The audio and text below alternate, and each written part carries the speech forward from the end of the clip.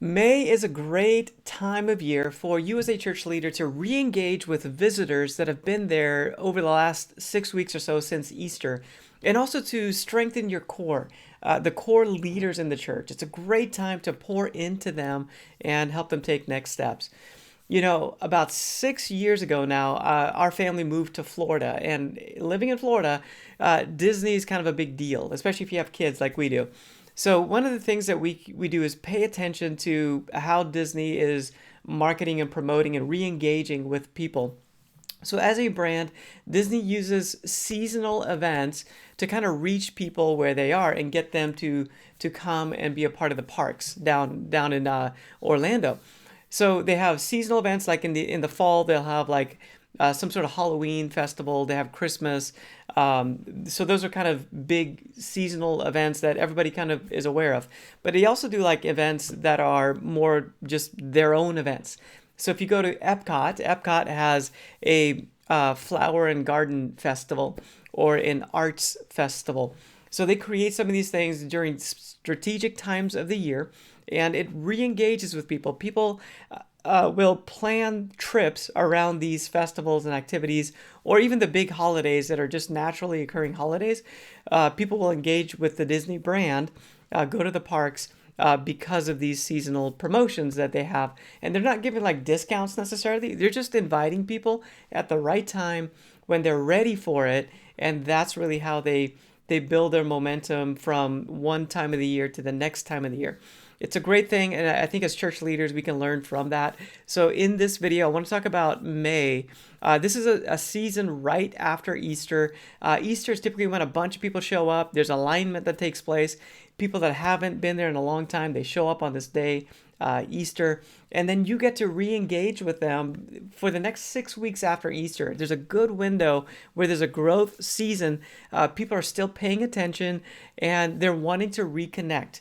So we can be strategic about that to build momentum towards the future if we take the events of our church, promote them really well, and maybe even line them up to be more fitting to this time of year in May. So I served as a communications director. My name is Michael. I started Church Brand Guide after serving on staff as communications director several times. And I wanted to help you by creating these videos to think more strategically about what you do as a church, how you communicate things, when you communicate things. So that's kind of the goal behind this, especially as we take a look at the month of May. So one of the big things in May that we have is Mother's Day. Mother's Day should be a big deal. Again, I'm speaking from a marketing perspective. You may have a great vision from a spiritual perspective about Mother's Day, or you may not. That's okay. I just want to talk about from a marketing perspective. Okay, if Mother's Day is a big deal, you have something to invite people to after Easter. So Easter's a big day. We want to have a call to action to come back for the next big thing. And Mother's Day is an easy win. Everybody wants to celebrate mom, and it's a great way to invite people to come to church where you can help them celebrate mom. It's one of the most attended services of the year. Typically, Easter's number one, Christmas number two, Mother's Day is number three. So we should take full advantage of Mother's Day and promote it really well to re-engage with the visitors that just came on Easter, but then also like the congregation. How do we invite them to something that's really great and give them something to invite their friends and family to? And again, Mother's Day is a great time to do that. We want to promote the service early with several weeks ahead of the actual event. We want to have family-focused messaging. One of the things that Disney does really well is they engage the entire family. So as a church, we can start to do that as well. We want to offer things like maybe a photo booth that serves the family well at Mother's Day. So mom typically wants a picture of their family, and a photo booth is something simple that a church can do to celebrate mom and help her get meaning out of that day. We want to use our email and social media campaigns and text reminders to invite people. Use all the tools that we have to engage with people, invite them, tell them about Mother's Day, remind them what it is, and maybe highlight something like the photo booth or whatever else you might be doing on that day. That's a special thing. And we want to also encourage your congregation to invite people. Invite their family members. maybe brothers and sisters that also want to celebrate mom. Invite them and invite coworkers, those type of things. So Mother's Day, again, really good one. Let's take a look at a women's conference. So if we're trying to take advantage of the time of year, Mother's Day, of course, is typically moms. And so we want to make sure that we leverage that time of year, and maybe a women's conference is a good thing for your church to do, where you can celebrate all the moms. This could be a one-day event, maybe around Mother's Day, before or after, but it's somewhere in the month of May. Again, you're going to get a lot of traction with that because it's top of mind to celebrate the women in our lives. So having a women's conference, it could be a weekend gathering. You could have a guest speaker, or it could be something just very simple, a little brunch that moms are invited to on a Saturday morning. It doesn't have to be a big deal, but you're adding value to this important group of people. You're building that brand awareness, and the brand is adding value to the women in the church, and that's just going to go a long way. Promote the event really well on social media, on the website, emails. Emails are very important.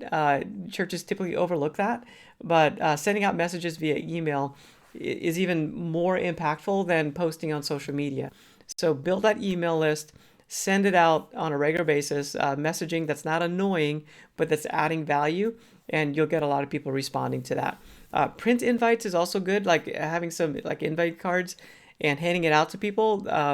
That's also a really good tactic. You can get business cards for very inexpensive, and that's just put the information of the event on those business cards, hand them out, and then you'll be able to engage with people with a printed piece. So again, the women's conference, just a great time for moms to connect. Not just moms, but all women to connect with each other.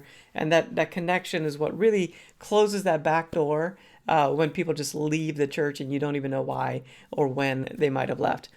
Okay, and then one final thing just to recommend from a marketing perspective in the month of May is to promote a leadership event. Pour into your church leadership in May. Have a leadership event where you're just, it's kind of a continuing education. You're just educating, celebrating. I've been part of a church where they had a leadership event, and they would just invite everybody on a night to come out, and they would have desserts and just a festive type of environment. The pastor would get up and teach some core leadership principles, and it's about a 2-hour event, and it just pours into the leadership.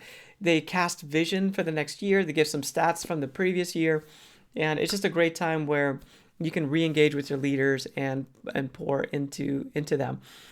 Maybe it's a team rally. Maybe you can call it a leadership night or a vision event.